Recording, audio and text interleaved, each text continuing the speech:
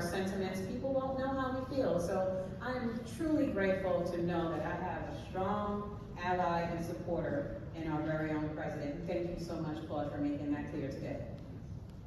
Now, I mentioned this earlier, and President Cummings did as well, because it's been a priority for us, and now it's a major point of pride. We're going to hear a little bit from the folks who have led the fight back in Florida against Ron, the demon DeSantis' relentless attacks on workers in the public sector. I have been humbled to see these efforts firsthand on the ground and have worked alongside VP Honeycutt to make sure that our international has made this an issue of priority for all of us. I'm thrilled to have them with us here today, not just the not broken, but the unbreakable. So thank you all, and remember that I need you to please note they've got a deeper dive on their efforts tomorrow during our breakouts if you want to learn more. So I'm going to turn it over to Carly and the Unbreakable Florida team.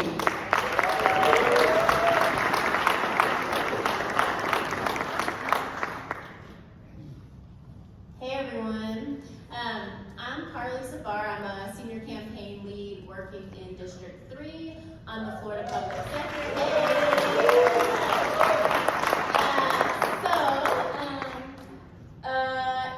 I'm just going to do a little introduction and then hand it over to the crew. So, in July 1st, 2023, SB 256 passed in Florida. That was a law that took away payroll deduction for all public sector union members, and also created a requirement where we have to maintain 60% membership in our every bargaining unit, or we have to recertify that unit every single year on our annual recertification date. So a big pain, right? Lots of paperwork, lots of problems, lots of technical difficulties involved in all of that. And the biggest one being the loss of payroll deduction, right? So at that time, and historically in Florida, they got collective bargaining in the 70s, and there's a lot of public sector union members there. So we have in CWA 7 locals all across the state, and when we lost payroll deduction, we had about 2,600 union members all across those 7 locals out of a total of like maybe 6,000, 6,400, something like that. So, right, our density was already pretty low, some locals better than others, right? So almost 2 years later, back today, we have now 2,800 members. So we have actually more members now than when we started. So we have members here today from 3 of our 7 locals, 3106, 3180, and 3181, and they're going to tell you a little bit about what they did in their locals to overcome these attacks and rebuild really from the ground up to build stronger unions. So you all can just introduce yourselves as you start, say where you're from, what you do, and then talk a little bit about what you did in your local. Thanks, everyone.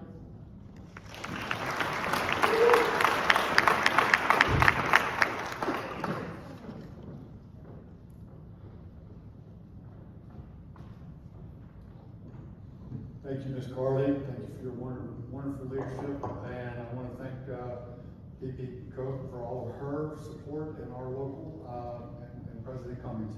I'm from 3180. I have been a union treasurer. And the Florida public sector in Florida, under SB 256 law, this law has been a one-two punch to try to knock out our union. The attempt first to decertify, then secondly to financially bankrupt any union left standing. Our local has been chartered for over 40 years. Since then, dues collecting has always been through the employer payroll department. This law has changed that. Now with the local setting up, implementing a payment processor, increasing the local's workload, and sign-ups, and dealing with deficiencies and defaulting cards and transactions. Our members are living paycheck to paycheck. They're cash strapped. Some of them can't even make the minimum payments, because they're struggling with the high cost of living in Florida. Our local, has had a decrease of 45% in revenue, less operating money, reduced our yearly budget, creating a monthly overture. We have cut our expenses, getting barely by, hanging in there until the law gets overturned or eliminated. Our local has since gotten over the 60% to recertify.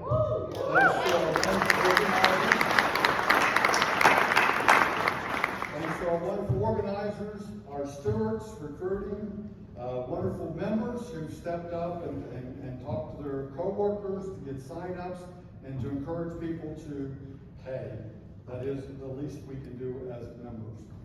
I'm very glad for all the support that Vice President Cook and the National CWA have resources through the CIFs and the growth funds to help with this, to help organizing campaigns for our new members, to help get the locals revenue shored up.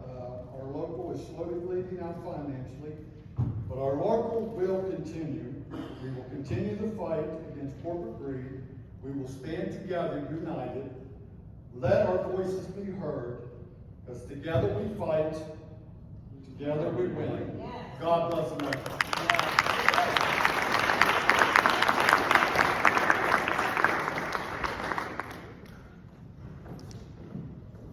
Hello, I'm Andy Tice, President of Local 3106 in Jacksonville, Florida. Very excited to be involved there. We talked about the struggles we're going through to overcome the legislature, the bills that are being passed by a super majority in Florida, very conservative lawmakers. I like some of the stuff I'm hearing here today. I thank my Vice President, District 3, Richard Honeycutt, for the support he's throwing for us.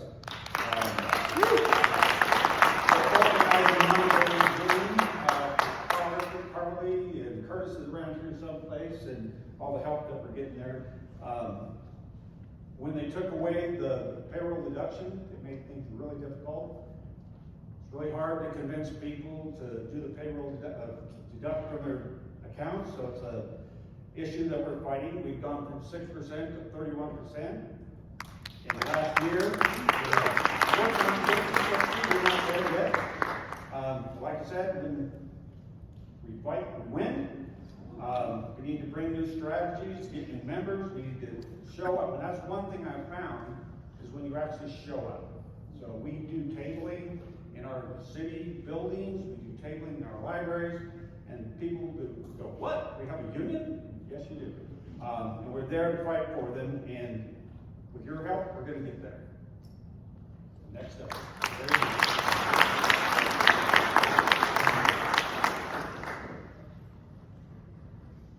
Hello, everybody.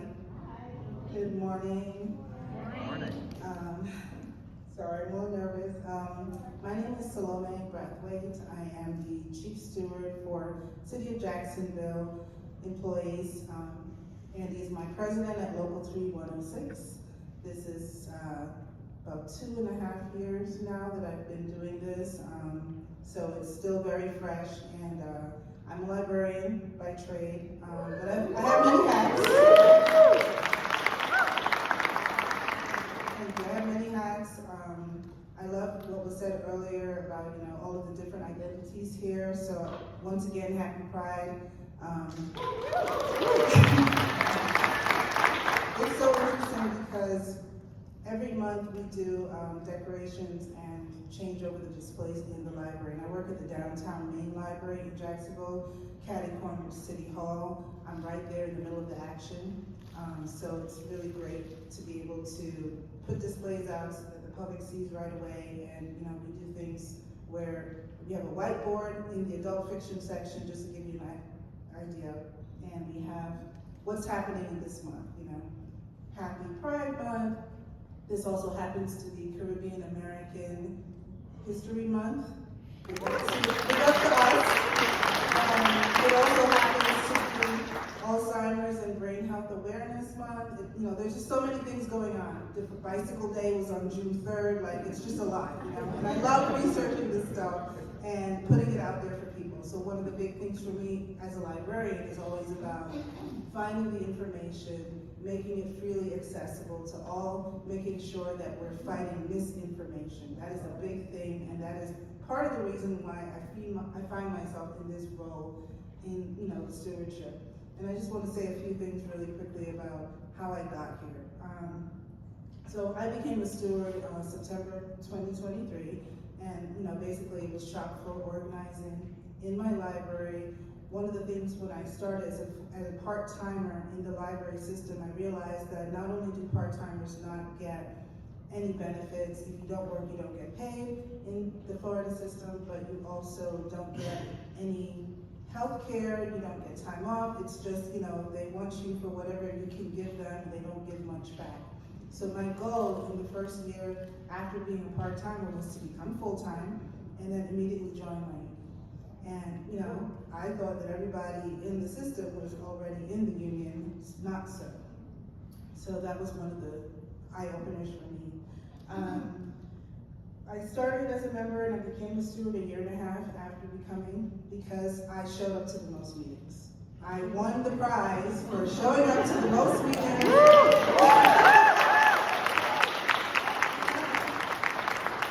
Our particular local is very private sector heavy, and then there's us, the public sector. So, you know, I was sitting in meetings for, you know, 2.5 hours after work, listening to AT&T and line workers talk about all sorts of technical things that I had no idea about. I learned a lot, which was very interesting. I learned about fiberglass, I learned about, you know, digging trenches and things like that, but I didn't hear enough about what was going on with me and my department. And a lot of the people that had been members that were in the library or other parts of the city had stopped going, or they just felt like they were unheard and not really considered. So like I said, I won the prize for showing up to the most meetings because it was me and maybe one other person. And I just wanted to try and make a difference and turn that ship around. So I'm really grateful for Andy believing in me and supporting me, and everybody else, you know, the team, Carly and Sylvia James, in organizing, and even people from the AT&T side who decided to, you know what, let's step up for our members because they're floundering and we actually do need them and we want them to still be a part of the logo. One of the things that we worked on was a petition, and this was definitely something that was different for the librarians in particular. This was the JPL focused. So for instance, JPL, which is Jacksonville Public Library, is the largest part of the public sector workers of the local. Like, we have the most potential members. I believe it's about 200 to 300 of us could be part of the 450, more or less, that is the public sector. And then you have other small departments here and there scattered around the city. So, you know, obviously a lot of the push is going to be to get the librarians and the library staff to be a part of it. In our contract, which we are currently still bargaining, there's an Article 35, I believe, that basically allows for CWA and labor relations to have meetings on a quarterly or whatever we determine basis. As we're going through the bargaining and I'm looking through all of these different articles, what can we improve, what can we do better? I'm like, why haven't we used this? No one has used this, no one knows about it, let's see what we can do. And, you know, with a lot of encouragement from Carly over here, we're like, okay, well, what are the issues? So, for instance, in the main library, which is the downtown library, we're in an urban environment. It is a fairly walkable downtown, but it's much smaller than Denver. And as someone that grew up in New York City, I'm always thinking about why is the city not as user-friendly, as human-scale friendly as it could possibly be. I'm over here taking pictures of all of the public transportation you have because I'm salivating. I'm like, please, can we please have a better bus and train system in Jacksonville? Oh my God. We do have a large population of transient and people without homes, and we also have universities, students coming in from different parts of the state and the country. We have large refugee populations, including Ethiopians, people from Poland, I believe, Ukraine, Guatemala, Brazil, like very, very interesting and disparate groups that are finding Jacksonville, and they're here whether they want to be or not. And I see lots of opportunities to serve them as a librarian as well. And so basically, we were trying to make sure that we are having an opportunity to address concerns, because one of the things that the management decided to do was get these new fancy machines from Biblioteca. Some of you, if you're librarians, you may know them. They are self-service machines. So, we're going the grocery store now. We're having these machines. Allegedly, they can take money. They can let you check out yourself. You have a space where you can, we did a huge 3-month project to do RFID tagging on all of the millions of materials we have in our whole system, which is 21 branches.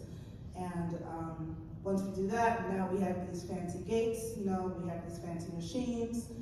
They want us to assist the customers, we call them. A lot of us really chafe at that word. We want to use the word patron or member, but they insist on making this a transactional kind of retail-oriented thing. So that's a whole other beef. But, fine. We have the machines now, you've already spent the money. Let's learn them, let's learn how to integrate them with our system and have the public use them so that they become more self-serving for themselves. What that means, though, is that the traditional setup in our library system, where the customer or the patron comes to the library desk, is now getting eroded. So they want a building that was built in 2004 with a very long, marble, beautiful circulation desk. They want us to stand in front of the desk because the machines are to the side in the front of the desk. And the only way for us to help the person is to be there in front of the desk to work with it. There is no barrier, there's no space. It brings a lot of problems and a lot of specific problems, and it's not just because of the communities we serve, but because of the culture that was getting eroded. So everyone expects you come to a desk at the bank, you go to the DMV, you go to City Hall, there is a desk, there is sometimes a shield. This is how the transaction and the culture is. You erode that in a few months, and all of a sudden, people don't know how to not touch you when they talk to you. People don't know how to not look you up and down when you're trying to talk to them about library services. So the incident reports went up through the roof. You had people that actually quit because of emotional distress. You had people getting written up and getting into situations where they're pushing back on their own and saying, why do I have to do this? I don't feel safe. I don't feel like management is hearing me, so on and so forth. So it got to a head, and we decided that we're going to use this Article 35 and write a petition. We took 2 months to get it done, and it was a lot of encouraging my introverted librarian folks to put their name down on a piece of paper and let them know that no, you're not going to get fired, because look, it's already in our contract that we're still negotiating that we can do this. And so we got about 82% of all of the staff.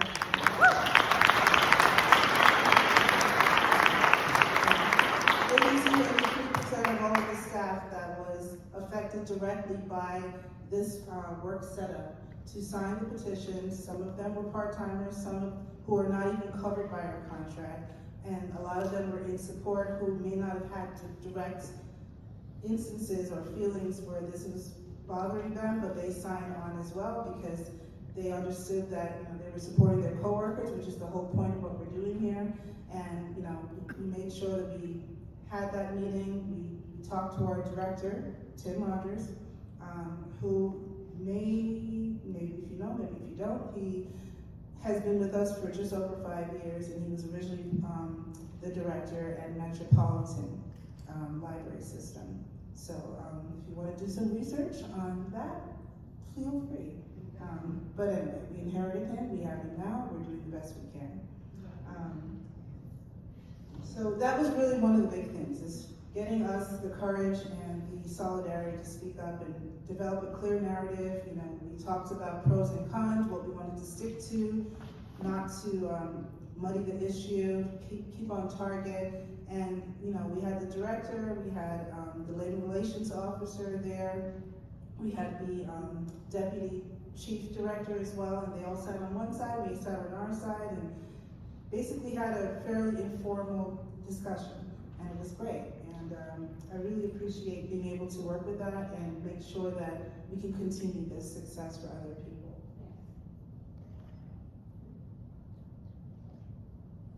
Thank you for that.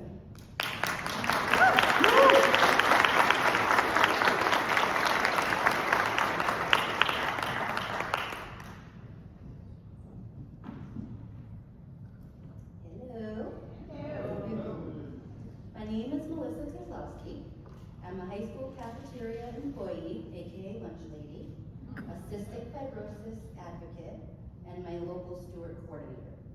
I became a steward with our local in St. Lucie County, Florida in October of 2024 and was appointed as steward coordinator this past April. I'm very new. The goal of coordinator has been to rebuild our culture of organizing collective action and re-engaging our tenured stewards. My initial approach has been to start fresh with everyone so we can turn the page together and move forward together. With Florida Senate Bill 256 hanging over us, now is the time for our stewards to step up like they never have before. It has been a top priority to take the time to connect personally with our stewards, building real relationships, listening to their challenges, and learning what matters to them most. This allows us to better understand their perspective and to what level they're comfortable contributing to their union. Because let's face it, not everybody is comfortable doing everything. We provide the tools and resources they need for success, and from there we've been able to leverage their strengths to better build and retain membership while educating and empowering our members to stand stronger together. But I want to be clear, I'm not doing this alone.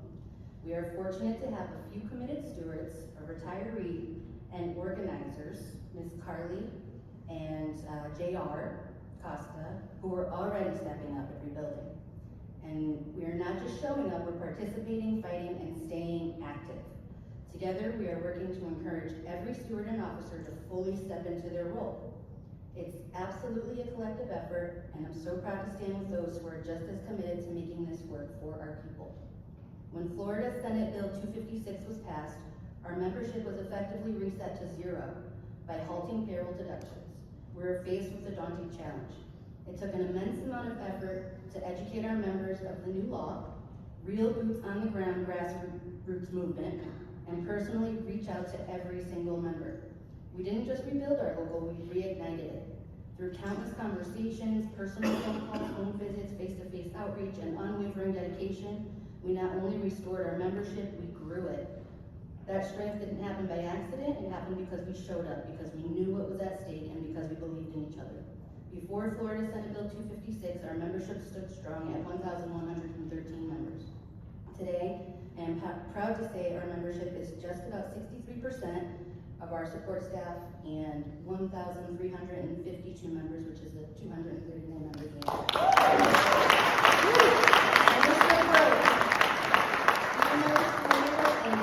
Students are enjoying their summer break. Our work as stewards continues. We are still out there visiting school sites, checking in with our members, and actively recruiting, because building strength in our union doesn't take a summer vacation. Additionally, I am pleased to share that our recent union activity has significantly increased the comfort level of our members in approaching us, just through simple steps, having conversations, starting a district-wide group chat, and visiting sites. We are seeing real change. Many members join us in school board meetings, conference calls, recruiting, and promoting of their union. More members are reaching out, getting involved, and speaking up. They're sharing their concerns, being honest about their experiences, and engaging in ways they hadn't before. Many who were once hesitant or even afraid now feel seen, heard, and supported, and that is powerful beyond words. But our work is far from done. Efforts are underway to increase the capacity for communication from our local leadership to our members, because let's be honest, open, candid dialogue is essential now more than ever. With the reality of Florida Bill 256 and the threat it poses on our union, we cannot afford to be disconnected. Our members need to feel informed, supported, and united. If we're going to survive and, more importantly, grow under these new conditions, we must continue to step up and engage. So we're facing real challenges, but we're also building something extremely powerful. Through collective effort, we've already begun to see a shift in culture, but we can't stop here. It's going to take us all engaged, informed, and united to protect what we've built and push forward in the face of Senate Bill 256 and beyond. This fight isn't just about the numbers or the rules, it's about our people. It's about every worker who feels unseen, every steward who wants to make a difference, and every member who believes that solidarity actually means something. So, we move forward, not divided and not discouraged, but determined. Determined to build trust, determined to restore accountability, and determined to create a local that works for us all. Because when we stand together, we don't just protect our future, we shape it. Thank you.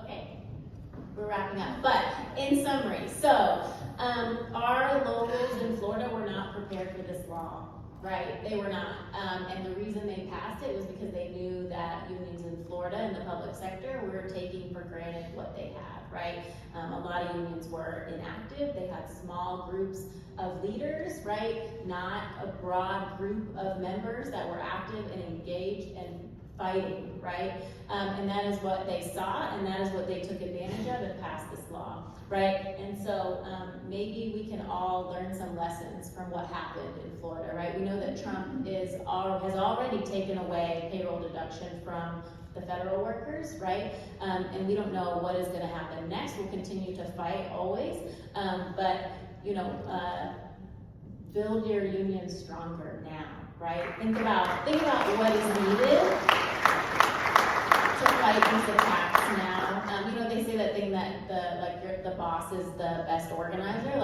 which I don't really believe we're the best organizers, right? The workers. But the point is that that helps us fight against something which motivates the people, right? So we have that right now, so let's use that and build our unions the way that they need to be built. Thanks.